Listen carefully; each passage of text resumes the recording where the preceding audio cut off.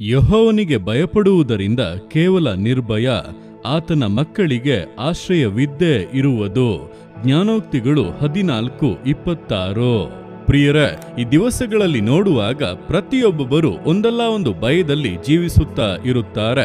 ಕೆಲವರಿಗೆ ತಮ್ಮ ಜೀವಿತದ ಕುರಿತಾಗಿ ಭಯ, ಭವಿಷ್ಯತ್ ಕಾಲದ ಕುರಿತಾಗಿ ಭಯ, ಕುಟುಂಬದ ಕುರಿತಾಗಿ, ಮಕ್ಕಳ ಕುರಿತಾಗಿ, ಆದಾಯದ ಕುರಿತಾಗಿ, ಕೆಲಸದ ಕುರಿತಾಗಿ, ಹೀಗೆ ಯಾವುದೋ ಒಂದು ಕಾರ್ಯದ ಕುರಿತಾಗಿ ಭಯದಲ್ಲಿ ಜೀವಿಸುತ್ತಾ ಇರುವಂತ ವ್ಯಕ್ತಿಗಳೇ ಹೆಚ್ಚು.